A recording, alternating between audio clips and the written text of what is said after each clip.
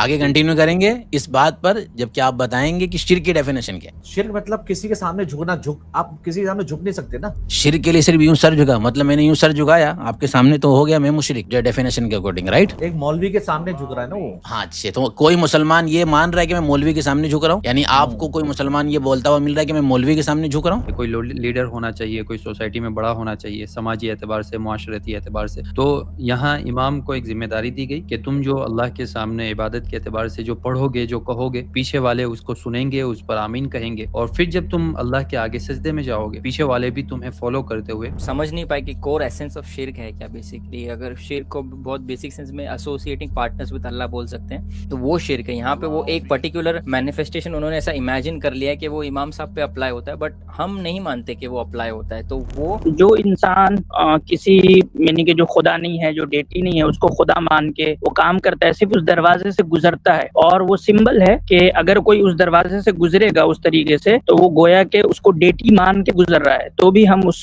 Society के अंदर उस अमल पे यानी उस एक्शन पे शिर्क का हुक्म लगाएंगे। ठीक है, एक बात तो ये समझ लेना है। राजीव साहब, ये असल टॉपिक पर आप आ गए हैं, घुमा फिरा कर भाई उसकी इबादत हो रही है कि नहीं हो रही है, शिर्क हो रहा है। मेन चीज तो यही है कि इसी पे गुफ्तगू होनी चाहिए, कौन गॉड है, असल टॉपिक है ये। बताएं आप डिफाइन करें, कुछ देर उनसे गुफ्तगू करते हैं। जी राजीव साहब, आप ऊपर हैं। मेरी आवाज आ रही है? जी जी मुफ्ती साहब, मेरा एक छोटा सा प्रश्न था। जैसे आप लोग वहाँ पे मस्जिद में जाते हैं और नमाज पढ़ते हैं, तो एक मौलवी होते हैं, शायद आलिम क्या कहते हैं उनको, उसके पीछे नमाज पढ़ते हैं, तो ये एक तरह का शिर्क नहीं हुआ? ओके, शिर्क की डेफिनेशन क्या है?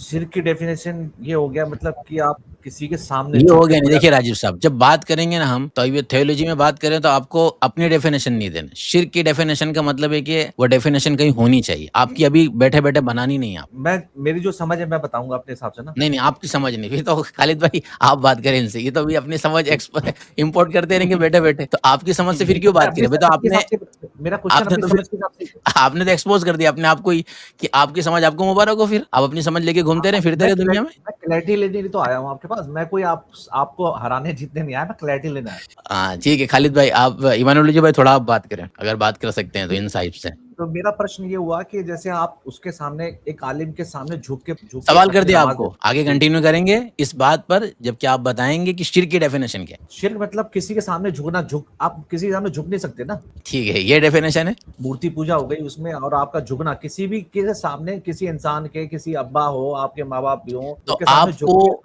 ये सवाल है कि हमारी ये थियोलॉजी, इस्लामिक थियोलॉजी के एतबार से शिर्क की डेफिनेशन क्या है, जो कि आप हम पर ऑब्जेक्शन कर रहे हैं। हमारे फ्रेमवर्क के एतबार से क्या है शिर्क, हम किसको बोलते हैं? मेरे हिसाब से मैं ये तो बता रहा हूँ कि जो आप झुकना, किसी के सामने सर झुकाना, क्या किसी के सामने सर झुकाना क्या शिर्क है कि नहीं? सवाल आपसे पूछ रहे हैं कि यही है आपके नजदीक, मतलब आपने यही जाना है इस्लाम को, यही आपकी डेफिनेशन? आप बताइए ना, आपसे पूछा जा रहा है। मैं यही तो बता रहा हूँ, किसी के सामने सर झुकाना एक शिर्क है, ये आपकी डेफिनेशन है? या आप गलत है, सही बता दीजिए। ये पूछ रहा हूँ मैं आपसे कि ये आपकी डेफिनेशन है शिर्क की, ये गलत है डेफिनेशन आपकी? जी, तो कैसे गलत है? आप बता रहे हैं उसको कि आप जो इस्लाम के ऊपर ऑब्जेक्शन कर रहे हैं ना शिर्क के बारे में, शिर्क के लिए सिर्फ यूं सर झुका, मतलब मैंने यूं सर झुकाया आपके सामने तो हो गया मैं मुशरिक, आपकी जो डेफिनेशन के अकॉर्डिंग, राइट। नहीं, आप सामने सर झुकाते हैं और अपनी वो क्या कहते हैं उसको, नमाज अदा करते हैं ना अपनी, तो वही, या तो आप पूरी ना तारीफ कर लें या तो आप पूरी डेफिनेशन दे दें, आधी आधी फिर मैं पूछते जाऊंगा तो आपकी डेफिनेशन में क्या होगा, एक्स्ट्रा पॉइंट ऐड होते चले जाएंगे। आप किसी के सामने झुक के अपनी नमाज को अदा कर रहे हैं, ईश्वर को याद कर रहे हैं, तो इसका मतलब है कि वो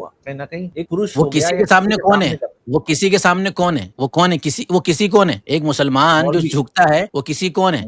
एक मौलवी के सामने झुक रहा है ना वो। हाँ अच्छे, तो कोई मुसलमान ये मान रहा है कि मैं मौलवी के सामने झुक रहा हूँ, यानी आपको कोई मुसलमान ये बोलता हुआ मिल रहा है कि मैं मौलवी के सामने झुक रहा हूँ? नहीं मुफ्ती साहब, मैं क्या कह रहा हूँ, ये राजीव साहब है ना, उनको ऐसा लग रहा है कि हम मौलवी के आगे झुक रहे हैं, इमाम के आगे। दरअसल वो तो इबादत को लीड कर रहे होते हैं, तो हम उन जो लीड कर रहे होते हैं उन्हें फॉलो कर रहे होते हैं ना। हमने पूरी सोसाइटी में भी देखा और पूरी दुनिया में आम रूल है कि कोई लीडर होना चाहिए, कोई सोसाइटी में बड़ा होना चाहिए, समाजी एतबार से, मुआशरती एतबार से। तो यहाँ इमाम को एक जिम्मेदारी दी गई कि तुम जो अल्लाह के सामने इबादत के एतबार से जो पढ़ोगे, जो कहोगे, पीछे वाले उसको सुनेंगे, उस पर आमीन कहेंगे, और फिर जब तुम अल्लाह के आगे सजदे में जाओगे, पीछे वाले भी तुम्हें फॉलो कर करते हुए, चूंकि तुम लीड कर रहे हो तो अल्लाह के आगे सजदा करेंगे, तो ये तो शिर्क नहीं हुआ ना राजीव साहब। वो इनसे इमाम तो के अभी आगे नहीं, आपकी जो एक सेकंड। मिसकॉन्सेप्शन है ना, मिसअंडरस्टैंडिंग ये है कि नहीं, ये मुफ्ती साहब इमाम मेरा के एक आगे, क्वेश्चन ये है कि फिजिकली तो आप उसके सामने झुक रहे हैं ना। नहीं आपसे वो उस सवाल है, वक्त झुकते जब वो एक उनका सेकंड। फेस जो है ना, फेस मर्दों की तरफ होता है ना, मतलब मुक्तदियों की तरफ जो नमाज पढ़ रहे हैं उसकी तरफ इमाम आगे खड़े रहते और फिर झुकते तो होता ना। ऑलरेडी इमाम भी तो सजदे में है ना, वो भी तो किसी के आगे झुका हुआ है ना, वो सब के यही तो सब मेरा एक साथ प्रश्न है। सजदे में। हाँ एग्जैक्टली, मैं एक यही मिनट लाना एक चाह रहा मिनट था। राजीव भाई एक मिनट भाई, मैंने देखा नहीं, हमारे आसिम इफ्तिखार साहब ऊपर हैं। आसिम भाई अस्सलाम वालेकुम वरहमतुल्लाहि वबरकातुहू। और माज साहब आइए, आप इंतजार कर रहा हूँ। आसिम भाई खैरियत से हैं? अल्हम्दुलिल्लाह। आसिम भाई कैसे हैं माशाल्लाह आप? बड़ी खैरियत दौलत से? है, सोच तो काफी लोग हैं जी, अल्लाह का फजल है। बेहतर आवाज आ रही है मेरी साहब? जी जी, मैंने देखा नहीं। आसिम भाई माफ कीजिए, कब कितनी देर से ज्वाइन किया होगा आपने? नहीं कुछ नहीं, ज्यादा देर नहीं हुए, कुछ 7 मिनट हुए होंगे। जी जी जी, ये नीचे भरा हुआ स्टूडियो देख नहीं पाया मैं। जी, अब राजीव साहब का तो क्वेश्चन सुन लिया आसिम भाई आपने। मां साहब आप आइए, मैंने जगह बनाई है, एंटर कीजिए। आसिम भाई थोड़ी सी आवाज आपकी ब्रेक हो रही है, थोड़ा उसको बेहतर करेंगे आप आसिम भाई? उसको अगर आप निकाल के वापस ज्वाइन करेंगे जी शायद बेहतर हो देखें जाए। आप इंशाल्लाह कि ये थोड़ा सा ब्रेक हो रही है बीच में, क्या पता क्यों, मुझे ही मेरी तरफ से हो रही है, इंटरनेट की नहीं वजह से होगा। जी, इंटरनेट की वजह से काफी ब्रेक हो रही है उनकी आवाज। उसको अगर बेहतर हो जाए तो आसिम भाई बात करे तो ये भी हो जाए, देखते हैं जब तक ये बेहतर होती है। आसिम भाई बोलते रहिएगा, जैसे होती तो इंशाल्लाह मैं ये बोल देता हूँ आप मौका। हमारे साथ हमारे तौहीद भाई हैं, सबसे पहले मैं इनको ऊपर ले लेता हूँ। तौहीद भाई इस्तकबाल है आपका, अस्सलाम वालेकुम वरहमतुल्लाहि वबरकातुहू। कैसे हैं, खैरियत से हैं?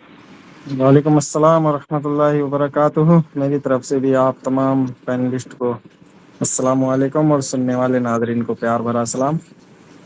अल्हम्दुलिल्लाह मैं ठीक हूँ और मुबारक हो आपको सेंचुरी मारने के लिए। हालांकि जज़ाकल्लाह। सेंचुरी हम काफी पहले मार चुके थे, आप नदारत थे। जी जी। चले माशाल्लाह। और हमारे साथ माज साहब भी हैं, मोहम्मद माज साहब, हमारे पायलट साहिब। मैंने कहा था कि आपको आना है और हजरत तशरीफ लेकर आए हैं। माज साहब माइक अनम्यूट करें आप। अस्सलाम वालेकुम वरहमतुल्लाहि वबरकातुहू। कैसे हैं, खैरियत से हैं? अल्हम्दुलिल्लाह मुफ्ती साहब, आप कोई खैरियत से? फ्लाइट लैंड करके आ रहे हैं आप अभी, या जाना है अभी? नहीं नहीं, अभी तो फजर खत्म हुई है, तो अरफा का दिन है ना आज हमारे लिए, तो जी कल जी ईद है हमारी इंशाल्लाह। जी जी, माशाल्लाह माशाल्लाह। तो सुबह है किसी की लेके जाना है आपको फ्लाइट, या अभी छुट्टी है आपकी? नहीं अभी छुट्टी है, तो आपने बिल्कुल सही टाइम पे मुझे मैसेज किया था। चलिए बहुत बहुत शुक्रिया, तो आप भी आ गए। और आज की स्ट्रीम में हमने जिन हजरात को मदऊ किया था, सारे हजरात तशरीफ लेके आ चुके हैं, ये मेरे लिए बड़ी खुशी की बात है। अब कंटिन्यू करते हैं हम। आसिम भाई आप बोलिए जरा, आपकी आवाज आ जाए तो बहुत बेहतर हो जाएगा, गुफ्तगू हो जाएगी थोड़ी, शायद ट्राई कीजिए। आवाज आ रही है साफ? हाँ बेहतर हुई, अब बोलिए आसिम भाई। जी बहुत मुबारक हो आपको, माशाल्लाह 100वीं एपिसोड है आज आपके स्ट्रीमिंग की, और आपका हुक्म हुआ तो मैं हाजिर हो गया। अरे हुक्म कहाँ है, हमारी एक गुजारिश थी आपसे और आपने उसको कबूल फरमाई, हमारे लिए नवाजिश है। हुक्म हजरत कहाँ करेंगे। जी राजीव माशाल्लाह। और साहब। इस्माइल भाई भी हैं यहाँ मौजूद, बड़ी जी। खुशी हो रही है आपको भी देख के लाइव स्ट्रीमिंग में। शायद मैं पहली मर्तबा देख रहा हूँ आपको लाइव स्ट्रीमिंग में। नहीं वो आए जी, पहली मैं मरतबा। पहली मर्तबा हूँ जी ऐसा। जी। बहुत खूब। और पहली मरतबा देखिए कैसे मस्त टाइम एंट्री मारी है कि सारे हजरात जितने भी मौजूद हैं, मुफ्ती साहब हो गए, आप हो गए, दीगर सबसे माशाल्लाह मुलाकात हो गई है। माशाल्लाह ये भाईचारा हमेशा जिंदा रहे, और उसको कहीं ऐसी जगह पर ये भाईचारे को वजूद देना चाहिए कि एक साथ मिलकर कहीं ट्रिप हो, जो कि गुज़िश्ता नहीं हो पाई। करते हैं कुछ प्लान इंशाल्लाह। इंशाल्लाह इंशाल्लाह। है ना, इंशाल्लाह। तो ये सब ये माशाल्लाह जितने जुड़े हुए हैं वो तमाम भी हों, और उसके अलावा जो नहीं जुड़ पाए वो तमाम सब हो, तो इंशाल्लाह। बेहतर जगह और अच्छा रहेगा लाइव के मुकाबले में, फेस टू जी फेस। बिल्कुल बिल्कुल। है ना, वो इंशाल्लाह आपकी करते हैं। ड्राइविंग, आप ड्राइव करेंगे और हम लोग पीछे बैठेंगे, उसके हम लोग मुंतजिर हैं। अरे भाई अब तो हमारे साथ पायलट साहब हैं भाई, प्लेन भी हो तो चलेगा। हाँ ये बात भी पायलट सही भी है। हैं। जी जी। आसिम भाई आपने सवाल तो सुन लिया है राजीव साहब का, मैं चाह रहा हूँ थोड़ी देर आप गुफ्तगू करें, अगर आपकी आवाज अभी साथ दे रही है तो। जी आसिम भाई देखिए, मैं अनम्यूट करके। जी जी राजीव भाई, आवाज आ रही है मेरी आपको? बेहतर है। राजीव भाई वो देखिए दो चीजें, एक तो ये है कि आपको जो शिर्क का डिफिनेशन है, यानी कि शिर्क हम किसे कहते हैं, देखिए दो चीजें होती है ना, एक है जो शिर्क का कॉन्सेप्ट क्या है, और दूसरा होता है जो शिर्क का मैनिफेस्टेशन होता है। तो आई थिंक कि आपने सिर्फ शिर्क के मैनिफेस्टेशन को जो है वो असल समझ लिया है। तो दो अलग चीजें, एक है कॉन्सेप्ट, और शिर्क का असल ताल्लुक जो है ना, ईमान और शिर्क का जो असल फेथ से हो, तो आपके एक्शन में बहुत ज्यादा आवाज बहुत ज्यादा कह रहे हैं ना। आवाज आसिम भाई जो है ना वो बहुत ब्रेक हो जा रही है, मतलब इंटरनेट वीक है ऐसा लग रहा है। क्या इसको चेंज कर सकते हैं इंटरनेट को आप जरा? जी, ठीक है, ठीक है। हाँ, इसको मैं चेंज देखता हूँ, मैं कीजिए। देखता हाँ तो अच्छा हो जाएगा। जी खालिद भाई आप कंटिन्यू करें, आप बोलना चाह रहे थे खालिद भाई।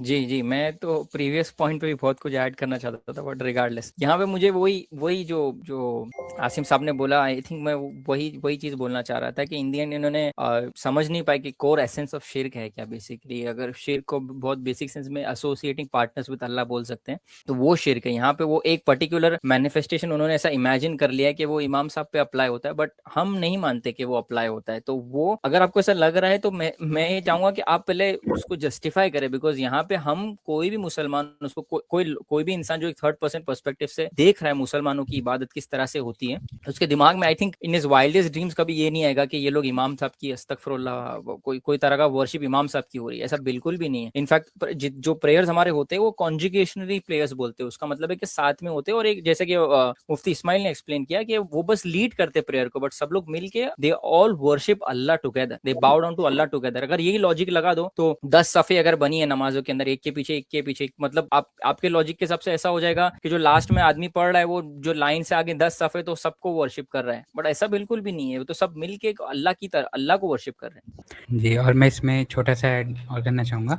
कि ये इमाम की इबादत तब होती है ना अगर इमाम ऐसे ऑडियंस की तरफ फेस करके खड़ा है और वो खड़ा ही है, बाकी सब सजदा कर रहे हैं, वो सामने खड़ा है, वो भी तो सजदा कर रहा है। आप ये कैसे कह सकते हैं कि लोग इमाम को सजदा कर रहे हैं जब इमाम खुद सजदा कर रहा है? तो सब एक साथ सजदा कर रहे हैं ना अल्लाह को। नहीं, मैं तो कोर कंसेप्ट जानता हूँ उसका, बट मैं क्या इसमें एक एरर निकाल के बता रहा हूँ कि कहीं ना कहीं एक दूसरे की फिजिकली एरर है आप एक दूसरे के पीछे नहीं, बज़ाहिर आपको ऐसी शक्ल लग रही है, ठीक है, तो उसका जवाब आपको दे दिया गया कि बज़ाहिर शक्ल लग रही है। आवाज आ रही है मेरी? आवाज मेरी आ रही है? अब बेहतर हुई। हाँ आसिम भाई बोलिए। जी, तो राजीव साहब सबसे पहले तो ये समझना है कि जो शिर्क है, ये ईमान है ना, वो उसका ताल्लुक जो है, उसका जो रिलेशनशिप है वो फेथ से है, यानी वो आपके बिलीफ से है, मानने से है। और वो मानना जो है मैनिफेस्ट होता है एक्शन में। तो वो एक्शन जो हमारे यहाँ मतलब हम कैसे हर एक्शन पे हम शिर्क का हुक्म नहीं लगाते। मैं आपको भी पहले शिर्क क्या है वो समझा रहा हूँ, फिर इंशाल्लाह मैं आपको बताऊंगा कि आपका जो अभी पार्टिकुलर क्वेश्चन है उससे रिलेटेड। तो फॉर एग्जांपल किसी सोसाइटी में मान लें कि कोई ऐसा एक्शन जो पार्टिकुलर हो जाए, किसी नॉन मतलब गॉड नहीं है वो, ठीक है, वो डेटी नहीं है, वो गॉड नहीं है उसके, लेकिन लोग उसको वर्शिप करते हैं और वो एक्शन जो है वो पार्टिकुलर हो गया है, ठीक है, तो वो भी हमारे यहाँ शिर्क होगा। वो एक्शन जो है वो शिर्क होगा। फॉर एग्जांपल समझेंगे झुकना ही, किसी दरवाजे से गुजरना। मान लीजिए कि कोई किसी सोसाइटी में ऐसा रिचुअल है कि जो इंसान किसी यानी कि जो खुदा नहीं है, जो डेटी नहीं है, उसको खुदा मान के वो काम करता है, सिर्फ उस दरवाजे से गुजरता है, और वो सिंबल है कि अगर कोई उस दरवाजे से गुजरेगा उस तरीके से तो वो गोया के उसको डेटी मान के गुजर रहा है, तो भी हम उस सोसाइटी के अंदर उस अमल पे यानी उस एक्शन पे शिर्क का हुक्म लगाएंगे। ठीक है, एक बात तो ये समझ लेना है। तो असल जो शिर्क है वो फेथ से रिलेटेड होता है। उसके कुछ मैनिफेस्टेशन होते हैं, जो मैनिफेस्टेशन शिर्क को नेसेसिटेट करते हैं, हम उसके ऊपर शिर्क का हुक्म लगाते हैं। अब है सिर्फ झुकना, तो झुकना जो है वो ये नेसेसरी नहीं करता, इस चीज को शिर्क को झुकना जो है वो नेसेसिटेट नहीं। फॉर एग्जांपल समझे ना कि आपके सामने एक टेबल है, आप हॉल में बैठे हुए हैं और मैं आपको पानी दूंगा या आपके पास से कोई बर्तन उठाऊंगा, तो मैं तो झुक के ही उठाऊंगा ना टेबल पर से, यानी कि सेंटर टेबल रखा हुआ है, आप सामने सोफे पे बैठे हुए हैं और मुझे वहां गिलास से पानी उठाना है, तो मैं कैसे उठाऊंगा? मैं झुकूंगा ना उठाने के लिए, और आप सामने बैठे हुए हैं ना, तो क्या इस एक्शन को शिर्क कहा जाएगा? नहीं कहा जाएगा, क्योंकि सोसाइटी में इस तरह किसी के सामने झुक के पानी उठाने को किसी का दिमाग नहीं जाता कि ये शिर्क है, यानी वर्शिपिंग का कोई सेंस नहीं आता ना, वो सोसाइटी में वो उस तरीके से इस एक्शन को लिया ही नहीं जाता है। ये बात समझ आ गई? मैनिफेस्टेशन और फेथ में फर्क है। अब है ये नमाज की बात, तो नमाज में जैसा कि अभी मुफ्ती इस्माइल साहब ने और दूसरे लोगों ने बताया आपको कि भाई वहां तो हर कोई झुका हुआ है, मतलब कैसे आप डिफरेंशिएट करेंगे? मतलब हर कोई एक ही सेम काम कर रहा है ना, तो आपको कैसे पता चलेगा कौन किसकी इबादत कर रहा है नहीं कर रहा? क्योंकि बेसिकली हर कोई जो है वो किसकी इबादत कर रहा है? अल्लाह की इबादत कर रहा है। तो हम इसको यानी कि एक्शन के मैनिफेस्टेशन को जो सोसाइटी के अंदर जिस तरीके से चीजें देखी जाती है उस तरीके से डिफाइन करते हैं। तो ये जो है ना कि झुकना, ये झुकना तो भाई हम आए दिन तो मतलब बहुत सारी चीजों में हम झुकते रहते हैं लोगों के सामने, लेकिन हर झुकने को शिर्क नहीं कहा जाता, बल्कि सोसाइटी में अगर कोई झुकना जो है वो एसोसिएट होता है किसी यानी कि नॉन डेटी के वर्शिपिंग के साथ, तो उसको असल में शिर्क कहा जाता है। बात समझ आ गई आपको? मैनिफेस्टेशन में और बिलीफ में क्या फर्क है और दोनों का रिलेशनशिप क्या है और कैसे डिसाइड होता है क्या शिर्क है क्या शिर्क नहीं है? मेरी आवाज आ रही है आपको? मैं एग्जैक्टली आपको इसी पॉइंट पे लाना चाह रहा था कि जो फिजिकल अपीयरेंस है आपका वो डजंट मैटर, आपका मैटर करता है कि आपका मन कैसा है, आप किसको नहीं, याद वो करते हैं। मैटर नहीं राजीव साहब, वो मैटर करता है, जो फिजिकल अपीयरेंस है वो मैटर करता है। जैसे मैंने आपको समझा ना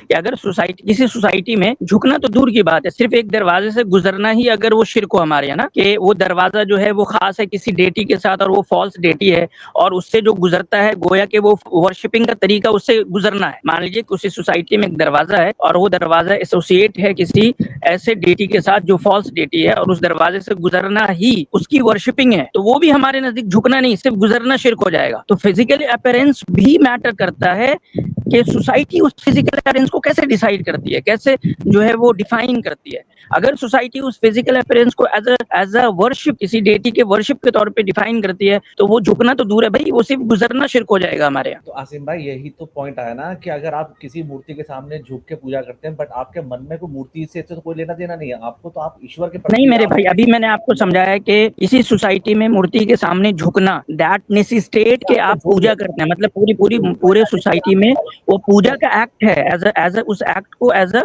वर्शिप डिफाइन किया जाता है ना। आपके दिल में क्या था हम नहीं चेक कर सकते, सोसाइटी उसको कैसे डिफाइन करती है। थिंक सोसाइटी उस एक्ट को एज अ वर्शिप डिफाइन करती है नहीं करती है? नहीं, आप सोसाइटी से मतलब ये ना, मैं खुद अपने आप को प्रेजेंट कर रहा हूँ, तो मैं कह रहा हूँ कि भाई मैं मूर्ति के सामने बैठा हूँ या मैं किसी के सामने बैठा हूँ, मगर मैं ईश्वर को याद करता हूँ। तो मेरे सामने ईश्वर हो या मौलाना हो या कोई भी हो, मुझे मैटर नहीं करता, अब मैं ईश्वर से कनेक्ट हूँ, ठीक है। तो मैं मन नहीं मेरे राजीव साहब, आप जिस कॉन्सेप्ट की बात कर रहे हैं ना, वो बहुत सब्जेक्टिव है। Islam is not a subjective religion कि ये इसमें छोड़ दिया जाता है। इस्लाम जो है वो एक सोशल, ठीक है, सोशियो पॉलिटिकल, इकोनॉमिकल तमाम चीजें रखता है, तो वो एक सोशल एस्पेक्ट को भी वो कवर करता है। ऐसा नहीं होगा कि हर किसी को भाई छोड़ दी जाएगी ना कि अपने मन चाहे तरीके से इबादत करो, अपने मन चाहे तरीके से वर्शिप करो। इस्लाम इस तरह के सब्जेक्टिव आइडियोलॉजी को जो है प्रोपेगेट नहीं करता। इस्लाम एक कलेक्टिविटी देखता है सोसाइटी में। तो अगर सोसाइटी किसी एक्ट को वर्शिप कंसीडर करती है किसी के लिए भी, चाहे वो कोई भी डेटी हो, फॉल्स डेटी हो, तो वो भाई झुकना तो बहुत दूर की बात है। मैं कह रहा हूँ ना कि अगर कोई ऐसा एक्ट है कि सिर्फ हम मान लीजिए कि कोई एक जगह है, वहां जाके हाथ लगाना, सिर्फ हाथ रखना, अगर उस सोसाइटी में किसी डेटी का वर्शिप कंसीडर किया जाता है, मतलब ये समझा जाता है कि आपने वहां जाके अपना हाथ छू लिया और वो वर्शिपिंग है, तो वो छूना भी शिर्क कहलाएगा और उसको तौबा करने के लिए कहा जाएगा कि भाई आपने ये काम क्यों किया, क्योंकि उस सोसाइटी में पता है हर किसी को कि वहां पे हाथ रखने का मतलब ही होता है वर्शिप करना, ठीक है। तो इसको आप समझें कि सोसाइटी आपके किसी भी एक्ट को कैसे डिफाइन करती है। झुकना, चलना, उठना, बैठना, देखना, देखने को भी अगर सोसाइटी किसी चीज को एक खास तरीके से देखने को वर्शिप कंसीडर करती है तो हम उसको भी शिर्क कहेंगे। झुकना तो बहुत दूर की बात है। आसिफ भाई, जैसे आप कह रहे हैं कि छूना या किसी चीज को करना वहां पे शिर्क हो जाता है अगर उसको हम किसी ईश्वर के प्रति एक्सपेक्ट से देख रहे हैं। तो जैसे आपका जो मक्का है मदीना, जहाँ पे आप लोग परिक्रमा करते हैं किसी चीज को, किसी काले वो उस पे जो होता है उसको परिक्रमा करते हैं, वहाँ चूमते हैं, वहाँ पे हाथ लगाते हैं, सारे मतलब उसी के पास जाते हैं, ये भी तो एक पूरा शिर्क है। इससे बड़ा शिर्क क्या होगा? नहीं आप राजीव साहब, यही तो आप समझ नहीं पा रहे हैं। आप एक्शन, आप हमारे यहाँ एक होता है कस्टम एंड नॉर्म्स, जिसको हम कहते हैं उर्फ। हर सोसाइटी में वर्शिप के तरीके का नॉर्म्स एंड कस्टम डिफरेंट होता है, ठीक है। अब मान लीजिए आप एक सोसाइटी में, मैं आपको मेरी बात कंप्लीट, आप पूरा कॉन्सेप्ट सुन रहे कि कैसे डिसाइड होता है। आसिम भाई को बोलने दीजिए। आप सुन रहे कि कैसे डिसाइड होता है कि शिर्क इबादत क्या है, वर्शिपिंग क्या है, वो डिसाइड कैसे होता है। आप एक सोसाइटी में गए, वहां एक डेटी थी, लोग उसको वर्शिप करते थे, उनका एक खास तरीका था वर्शिप करने का, और वो तरीका क्या था, हंसने का। एक हाइपोथेसिस में देना, आप एक सोसाइटी में गए, वहां एक तरीका, एक डेटी है, फॉल्स डेटी है, उसके सामने वर्शिप का ये तरीका है कि वहां जाना है और 5 मरतबा जो है दांत दिखाना है, ये वर्शिप का तरीका है। तो अगर कोई आदमी वहां जाएगा उस सोसाइटी में और इस नॉर्म को फॉलो करेगा तो हम कहेंगे कि ये इबादत हो रही है, क्योंकि उस सोसाइटी में इबादत उसी 5 दफा दांत दिखाने को कहते हैं, तो वो इबादत हो रही है और ये शिर्क है। अब है कि क्या, यानी कि वो मुस्लिम नॉर्म है ना, काबे की परिक्रमा करना, यानी काबे का तवाफ करना या हजर असवद को छूना, ये किसका नॉर्म है? ये हमारा मुस्लिम सोसाइटी का नॉर्म है या किसी नॉन मुस्लिम सोसाइटी का नॉर्म है? किसका नॉर्म है? नॉर्म तो आपका ही है, मगर ये गलत हमारा है ना। गुड हमारा नॉर्म है। एक मिनट सुनिए, ये नॉर्म मुस्लिम सोसाइटी का है। तो मुस्लिम सोसाइटी जब इस एक्शन को करती है तो क्या इसको वो वर्शिपिंग लेती है, यानी कि उसको यानी कि काबे को वो गॉड समझ के, डेटी समझ के वर्शिप कर रही होती है?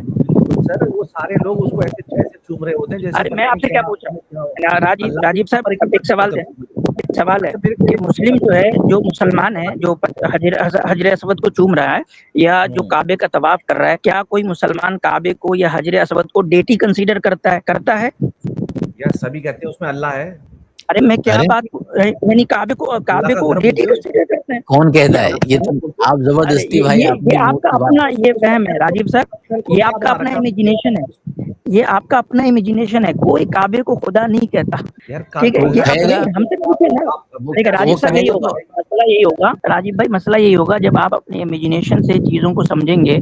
आप हमसे नहीं पूछेंगे भाई हमारा पॉइंट ऑफ व्यू क्या है। भाई कोई मुसलमान जो है वो काबे को खुदा नहीं मानता, कोई हजर असवद को खुदा नहीं मानता, डेटी कंसीडर ही नहीं करता। आप जबरदस्ती कह रहे हो नहीं आप डेटी कंसीडर करते हो। भाई हम करते नहीं, जब तो आप कैसे कह सकते हो कि हम डेटी कंसीडर करते हैं? अच्छा मुझे इसका आंसर दीजिए, उसकी परिक्रमा क्यों करते हैं? अरे उसकी नहीं हो रही, क्योंकि जो खुदा है उसने कहा है उसका तवाफ करने के लिए, तो हम खुदा की बात मान रहे होते हैं। हमें यानी कि अब बताएं ना, हम काबे, हम एक आपसे सवाल है कि हम काबे का ही तवाफ क्यों करते हैं? हमारे गांव में जो मस्जिद है हम उसका तवाफ क्यों नहीं करते? ये तो आपने बताएं। ये तो आपके उसमें मोहम्मद साहब ने इसको कर रखा ना कि सबके लिए, कि आप यहाँ पे आके आपको एक बार जीवन में जरूर। नहीं भाई, वही तो मैं पूछ रहा हूँ ना। तो अब ये क्या पता चला कि हम जो है वो इसलिए तवाफ करते हैं क्योंकि खुदा ने कहा है, और खुदा वो काबा नहीं है, बेटी जो है वो खुदा नहीं है। खुदा ने कहा है कि भाई आना है आपको, ये एक्ट करना है, ये वर्शिपिंग एक्ट मेरे लिए है, और ये वर्शिपिंग एक्ट जो है आपको मक्के में आके करना है। बस वो करते हैं हम। फिजिकल चीज के चारों तरफ घूमना, उसको ईश्वर के उसका वो पॉइंट बनाना, यही तो शिर्क है। नहीं मेरे भाई, आपको अभी मैंने समझाया कि शिर्क क्या है। अभी मैंने आपको समझाया ना, किसी को डेटी समझना। शिर्क के लिए सबसे बुनियादी चीज क्या है? किसी को डेटी समझना, किसी को ईश्वर समझना, और फिर उसके लिए एक ऐसा एक्ट करना जो समाज के अंदर, जो सोसाइटी के अंदर, जिसको वर्शिप कंसीडर किया जाता है। शिर्क में कितनी चीजें? दो चीजें। एक, सबसे पहले राजीव साहब सुन लें, शिर्क क्या है? सबसे पहली बात कि किसी को आप डेटी समझें, ठीक है, या पार्टनर समझें, डेटी का पार्टनर समझें या आप डेटी समझें, ठीक है, ईश्वर समझें या ईश्वर का पार्टनर समझें। दूसरी चीज सिर्फ समझे, दूसरी बात भी सुन लेना। दूसरी चीज, किसी भी समाज में कोई भी ऐसा एक्ट जो वर्शिप ऑफ डेटी समझा जाता हो, चाहे वो घूमना हो, बैठना हो, हंसना हो, खाना हो, पीना, कुछ भी हो, वो एक्ट कुछ भी हो सकता है। It will differ society to society, ठीक है? तो किसी सोसाइटी में अगर कोई एक्शन पार्टिकुलरली रिजर्व्ड है किसके लिए? डेटी के लिए, और वो उस काम को करेगा कोई भी आदमी, तो उसके ऊपर शिर्क का हुक्म लगेगा। अब ना तो मक्का, यानी कि मक्का में जो काबा है या हजर असवद है, उसको ना तो डेटी समझा जाता है, और ना वो काम जो है वो रिजर्व्ड है उसके लिए, काबा के लिए या हजर असवद के लिए एज अ डेटी, तो उसके ऊपर कोई शिर्क का हुक्म नहीं लगेगा। वो कह रहा है कि आप जो है ना वो खुद से एक शिर्क का माना कर ले रहे हैं, आप खुद से जो है वो शिर्क को डिफाइन कर दे रहे हैं, और फिर कह रहे हैं कि आप भी शिर्क कर रहे हो। इसका आंसर दीजिए कि उसकी परिक्रमा क्यों करते हैं आप? बताया तो मेरे भाई, क्योंकि खुदा ने कहा है कि उसका तवाफ करना है, इसलिए करते हैं। खुदा का हुक्म मानते हैं हम। खुदा ने आप खुदा ने किसी चीज को कह दिया, खुदा ने कहा कि पत्थर वो खुदा है ना राजीव साहब, वो खुदा है, वो किसी भी बात को करने का हुक्म दे सकता है। अगर आप अपने खुदा की बात मान रहे हैं, इसी तरह हमारे खुदा ने कहा है कि आप इस मूर्ति के सामने आराम से अपने मुझसे कनेक्ट हो सकते हैं, तो ये गलत कैसे हो सकता? राजीव भाई, मेरा खुदा आपका खुदा नहीं होता। ये मसला ये है, देखिए मसला ये नहीं, अगर खुदा ने कहा होता ना, अगर ये साबित हो जाए कि खुदा ने कहा है कि मूर्ति के सामने बैठ के हमारी पूजा करो, यही असल तरीका है, तो वही असल तरीका होगा। लेकिन पहले साबित करना होगा कि खुदा ने ये बात कही है कि किसी मूर्ति के सामने बैठ के पूजा करना है। और मेरा खुदा आपका खुदा नहीं होता। ईश्वर इज ईश्वर, ठीक है, गॉड इज गॉड, वो सबका होता है। पहले आपको ये साबित करना होगा कि आप जो बात गॉड के बारे में कह रहे हैं कि गॉड ने ये बात कही है, क्या सच में गॉड ने ये बात कही है, नहीं कही है? नहीं, गॉड, हम गॉड के कहने जो आपने कहा है कि गॉड के, अब हम तो उसे गॉड मानते ही नहीं ना, तो वो तो अलग टॉपिक हो गया। गॉड, फिर गॉड के नहीं, असल अलग टॉपिक नहीं हुआ। सारा मसला यही है कि गॉड है कौन असल। राजीव साहब, सारा मसला, सारा डिफरेंसेस यहीं से अराइज होता है कि गॉड कौन है। ईश्वर यही कौन है, सवाल थे। सारा अब पूरा असल डिफरेंसेस टॉपिक यहीं पर पे आप आ आ गए। गए राजीव हमारा साहब, ये असल टॉपिक पर आप आ गए हैं। घुमा फिरा कर भाई उसकी इबादत हो रही है कि नहीं हो रही है, शिर्क हो रहा है। मेन चीज तो यही है कि इसी पे गुफ्तगू होनी चाहिए। कौन गॉड है? असल टॉपिक है ये। बताएं आप नहीं, डिफाइन करें। अभी उसकी बात अभी बहुत लंबा हो जाएगा एक्चुअली में, मेरे को फिर बस टाइम खाली वो बहुत बता के चले जाएं, लंबा ना करें आप, खाली बस मैं हल्का ये सा कह रहा हूँ कि बता दें। किसी फिजिकल मतलब हमें तो इतना टाइम नहीं लग रहा, बहुत आसान है हमारे लिए। तो हमारे तो तकरीबन 10 सेकंड लग रहा होता है गॉड को डिफाइन करने में। आप बता दें क्या है गॉड की डेफिनेशन। लास्ट आप बात मैं कहना चाहता हूँ कि किसी भी फिजिकल अपीयरेंस जो इस अर्थ पे है, अगर उसके चारों तरफ परिक्रमा करना, उसको ईश्वर का कुछ पार्ट मानना या उसके पास जाना, तो ये तो अपने आप में एक शिर्क हो गया। ये तो आप कर उसको रहे हैं, मानो तो आप मानते ईश्वर का पार्ट। ये तो आप अपना कंसेप्ट बता रहे हैं, हमारा तो नहीं है। क्या चीज है आप बताइए ना। फिर वो ईश्वर ने क्यों कहा, आपके अल्लाह ने क्यों कहा कि उसके चारों तरफ परिक्रमा करो? क्या है सवाल वो? आपसे कि आपसे चलिए, आसिम भाई ने तो बहुत अच्छी इतनी हाई लेवल की गुफ्तगू कर दी। आसिम भाई इनके पास का नहीं था, अभी हजम होते होते 2-3 आपको महीने लगेंगे। खाली आपसे इतना सवाल है बस यही राजीव comment साहब कर कि देते हैं। जो भी गॉड होगा, जिसको भी हाँ। आप मान रहे हैं गॉड, क्या उसके पास आप उसको मानते हैं कि ऑल पावरफुल होगा वो? नहीं, आप फिर टॉपिक से भटक रहे यार। अब मैं कह रहा हूँ उस काबे के चारों तरफ घूमने को, ऑल काबे में क्या है पावरफुल, ऐसा? उसका आंसर दे रहे हैं, राजीव उसी का साहब आंसर दे। एक मिनट, हम टॉपिक से नहीं भटक रहे हैं। मुफ्ती साहब इनसे सवाल है, शिर्क का जो कॉन्सेप्ट है वो बेसिकली ईश्वर से रिलेटेड है ना? आप ईश्वर को सीधा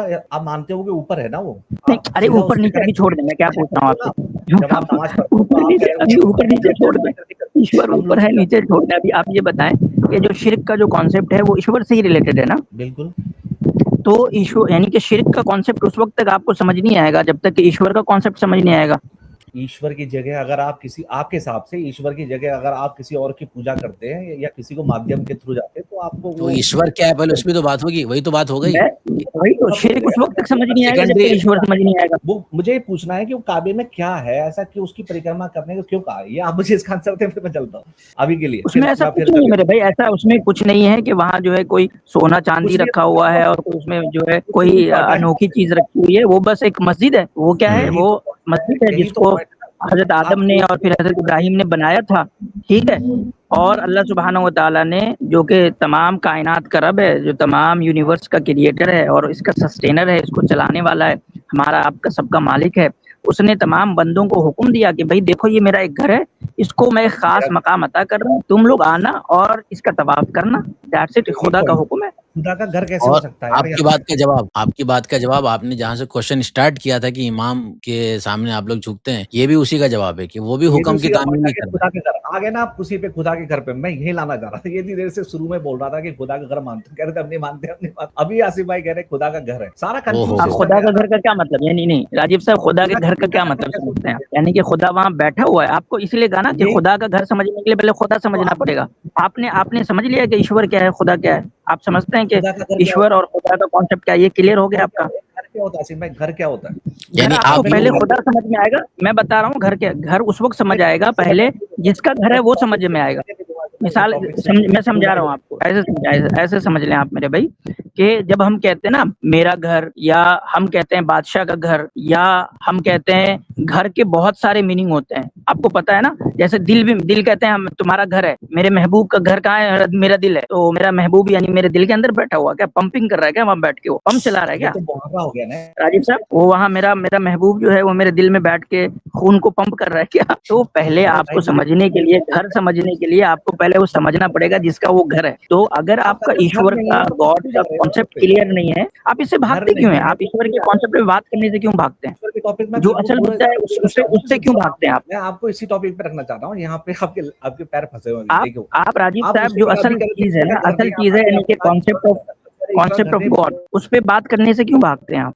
आप उस पर बात कर लीजिए। और दूसरी बात ये है कि हर चीज हमें आपको समझानी पड़ रही हमारी, मतलब मसला ये है कि हमारी थ्योलॉजी भी हम आपको समझाएं, फिर अभी आपकी थ्योलॉजी भी तो ऑब्जेक्शन किया नहीं है, ठीक है। जहां आप खड़े हैं अभी, जिसके सहारे, उस पर एक ही अभी क्वेश्चन तो किया नहीं, खाली इतना पूछा है कि उसको समझाएं आप। तो आपके लिए उसके पास टाइम नहीं है। आप बता सकते हैं, लास्ट क्वेश्चन आपसे ये कि आप डिफाइन कर सकते हैं गॉड को? आप पहले टॉपिक आपने खत्म कर लिया पूरा वाला जो हमारा चल रहा था? पूरे टॉपिक का दारो मदार ही गॉड के ऊपर है, क्योंकि आप पूछ रहे हैं कि गॉड का घर, तो हम समझाएंगे उसको कैसे। होता है यहाँ पे अल्लाह का घर वही होता है यहाँ पे या नहीं? सवाल, आप मुझे पहले उसका जवाब यही है, उसका जवाब अल्लाह ये का है कि आप घर है, सेकेंडरी अल्लाह का घर है यहाँ आप सेकेंडरी चीज पूछ रहे हैं, जो कि प्राइमरी चीज है, अब उसको समझाना पड़ेगा हमें। आप नीचे वाली चीजों के बारे में बात करें, मतलब आप किसी के घर के बारे में बात कर रहे हैं, हम आपको मालिक के बारे में बता रहे हैं। आप पहले मालिक को जानने, फिर घर को जानना। आप तो क्या हंसला है? मेरा हम तो फर्ज टॉपिक से है नहीं आपका भाग रहे हैं, हम तो टॉपिक की जड़ में जा रहे हैं। हम कह रहे हैं चले जड़ी में चलते हैं, पहले जड़ को समझते हैं, फिर जितनी भी नीचे की चीजें वो बाद में समझते रहेंगे, सारा कंसेप्ट क्लियर हो जाएगा। क्योंकि आपका हर सवाल के बाद यही सवाल होगा, ये तो अल्लाह का घर है, ये तो अल्लाह की मस्जिद है, तो सवाल होगा आपको बैतुल्लाह है तो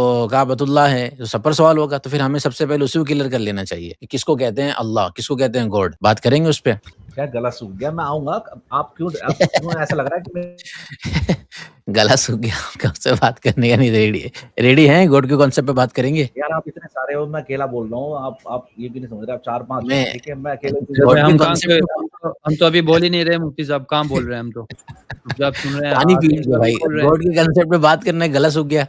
अरे आप इतने सारे हो यार, अकेले जवाब दे रहा हूँ तो गला नहीं सूखेगा मैं नहीं क्या? बात करूंगा। चले यहाँ तो ना ईमानुल्लाह जी बात करेंगे, ना खालिद भाई, आसिम भाई हमने कहाँ बोलेंगे। कहीं बोला ये किसी ने?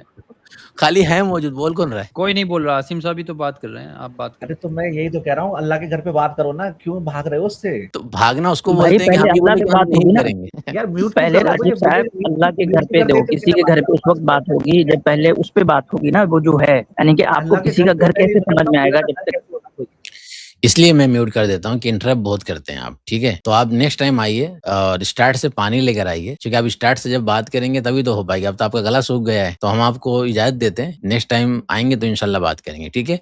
आप जो बात कर रहे हैं उसका जवाब देने के लिए रेडी है। हम आपको ये नहीं करेंगे आंसर नहीं करेंगे, हम ये कह रहे हैं कि बात करेंगे लेकिन थोड़ा और ऊपर से